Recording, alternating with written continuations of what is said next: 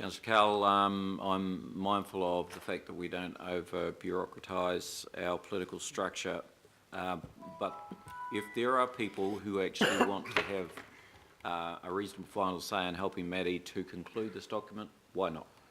And if they indicate they would like to be part of a working team, and there's 3 or 4 of them in there, then you know there's no harm there, and it's only for a week. Councillor Penny W. Yes, thank you. Very happy with the extended consultation, and I believe I've been talking to Andrew Duncan, and you are going to change some of the discussion about the bids, because I am really concerned that, and I do question actually, Mr. Mayor, why that has to go out for consultation. I mean, the bids are self-contained. They actually gather money from the members of that bid. That's right. It should be paid 100% back to the bid. So, and I know that it's been explained to me that because we are rating, we have to do it, but particularly in the northwest and in the Warkworth area, there are some real concerns about the way this is being handled. And a document going out saying this is how much money we're going to collect when that vote hasn't even been taken on yet is a bit of a concern for me. And I mean, I'm supportive of bids, I always have been, but they have to be bottom up, not top down. And by having it in this document the way it is, it looks as if it's a foregone conclusion and we're going to do it. Now, I know that in the text, Andrew's put proposed, and I think they're going to change on page 34 where it says Warkworth new to a proposed, but it still will go out and people will see it and wonder why they're being rated when they haven't made that decision. I'm just saying that. It's a classic. It's like us with our 10-year plan. I know. You know, telling the market what exactly we're going to spend on any project that they're going to contract us to. Nuts. But Aaron or Maddie? Yeah, and just on that, with regards rates, anything that touches on rates really hits the threshold of needing to be consulted on. It's our view that it has to be in the document to enable you to make a decision later on whether you proceed with it or not. If it's not in the document, then you can't then make that decision later on. So it's purely there as a function to allow the council to make that decision later on once all the process of working through the issues of establishing the bid or not have been decided, and then the council can make that decision. So further to that, thank you for that explanation. However, it goes into a document to be consulted on, but the only people that are making the decision on whether or not we have a bid and whether or not how much it's going to be in the bid are the people who are involved in the bid.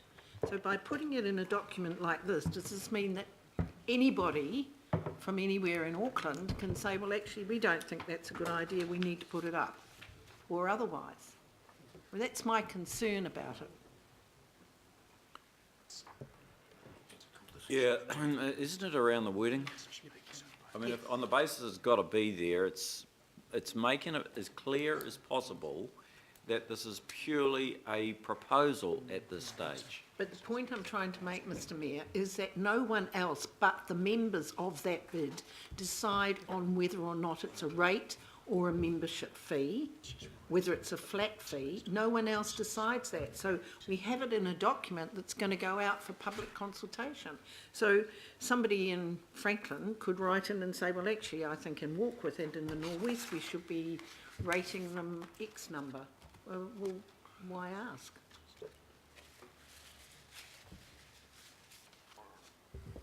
I want us to respond.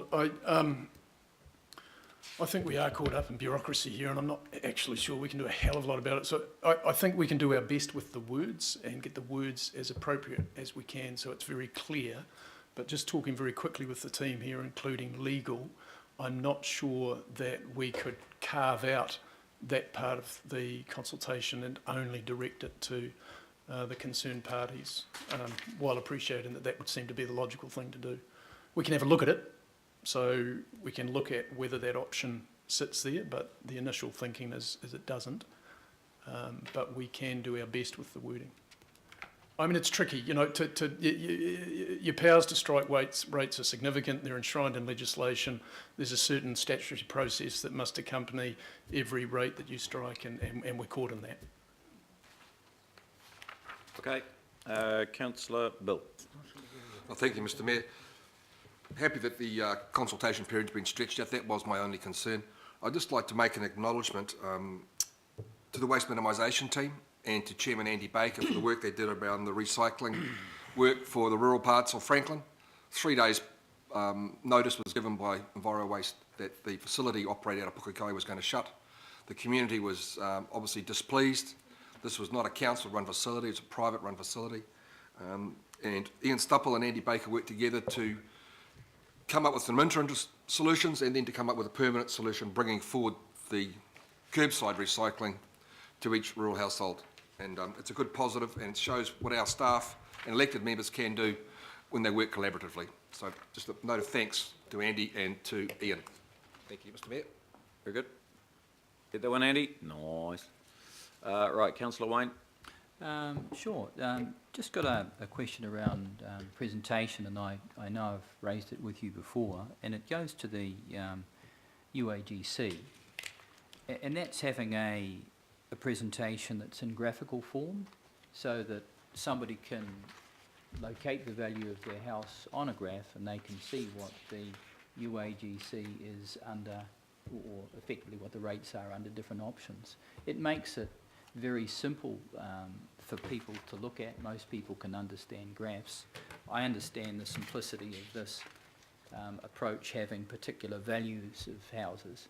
The other thing, though, it does show quite graphically is the overall impact, because some of the lines are pretty flat. So I just put that out there, Mr Mayor. It's a way of demonstrating what the differences of the UAGC quite pictorially. You can also do the same thing around the interim transport levy, for example, and if you wanted to go a step further, you can actually combine everything in a graphical format so that people can understand what the relationship is between different options. So I just tossed that in there. I do think that we need to up our game in that area. A couple of other things. Pleased with the extension of time. That's great. Just like to add on to the comment that Councillor Watson made around the sprays. We've got a policy that was all around the minimisation of sprays, and in actual fact, in implementation, we're maximising it. So it's not just something that's aesthetic, it's a significant increase on the ground that I'd suggest is of concern to a number of people. They weren't aware of it to this extent during the long-term plan process, and I think we need to take account of them through this annual plan process. Thank you. Councillor Camp. Oh, thank you, Mr Chair, Mr Mayor. I just want to table a couple of things, and like Councillor Crum, I have some concerns about not really getting a good sight of the summary consultation document, given that's how most of our ratepayers will see it in their letterbox, but at least we're seeing the text. And for me, going on the premise of we're only really consulting on the changes to the LTP, the two big things here are around rating policy with the potential to lift the UAGC and the business interim transport levy. The UAGC, I know it's one of your favourite topics, Mr Mayor, but I know you also said you're going to give us a little bit of leniency last night. It's important to see there that for $1 million properties, it's a potential relief of $111 if you go from a $397 UAGC to a $650 UAGC. So it's not huge relief, but it certainly sends a signal to a lot of those people that have borne the brunt of, in some areas like mine, the brunt of compounding rates increases of up to 10% per annum.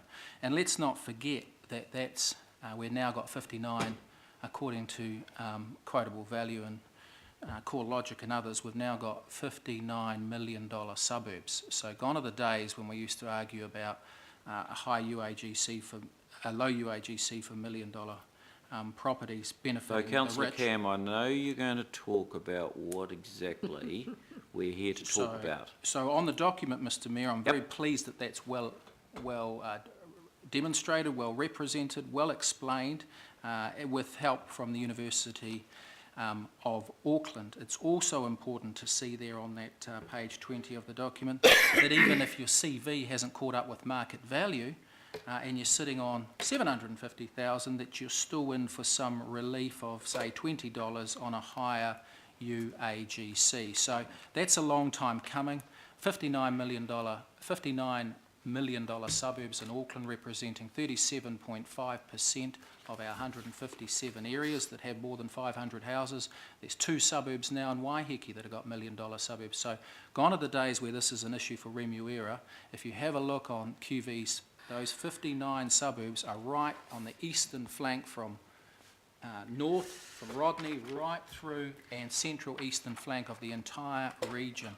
And so I believe that the debate around UAGC is timely, and the implementation of a lower UAGC, higher UA, of a better UAGC would be much more conducive to what we're trying to achieve. And the point you would like to make, The point I'd like to make there is for people to have a look at the UAGC, because it was lost in the LTP debate around transport, and thank you for affording me the time to explain the winners out of that, Mr Mayor. The second point I'd like to make is around the business transport levy. And I believe that that time has also come for debate. But the questionnaire certainly points to business. It will lead people to say business should pay for more, and it will lead also for, I believe, people to look at the sliding scale. But businesses need themselves, even though this is kind of buried under the interim transport levy section, businesses need to have a good look at good look at this, because as we know, on average, this could be taking business rates to over 4%. We're marketing it as 2.5%, but if this happens, it'll take it to over 4% on average. And noting that a lot of little businesses will get discounts, the average for many will be much higher than that. And I want to point to, again, a $1.5 million CV business, and there'll be plenty of them, and I've pointed to the local cafes around the place that are sitting on a $1.5 million CV. Their business interim transport levy will go up 145% from $183 to $450 if we go for option 3. So $10 you're reading million, out they'll go for $3,000.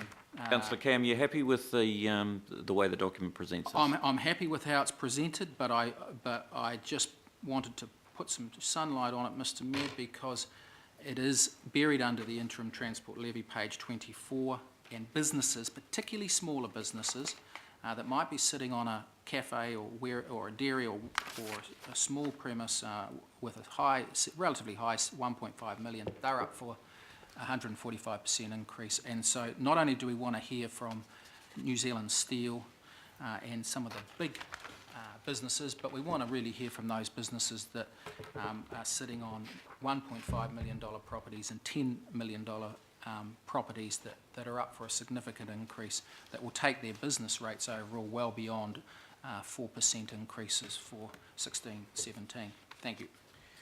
Okay, Councillor Sir John. Thank you, Your Worship. With all this documentation going out to people, I just wonder how much we're going to take notice of it when it comes back. Are we going to give the people a fair go? Because there's no point having meet and greet people and we don't actually do anything about it. I'd also like to wonder when we're getting a train from Franklin, Pukekohe to Auckland, a fast train, because that would eliminate half the traffic at Papakura. Okay, so you obviously didn't enjoy your ride in this morning, Sir John. I thought it was pretty good for a while. But Well, I really do encourage you to jump on a Pukekohe Papakura, Sir John. It's a bit like Cal over there. Don't start me. It's- Talk about consultation. Yeah, so John, of course we go through a long process once we get the feedback in, and we're a part of the feedback anyhow because we go to the Have Your Say events.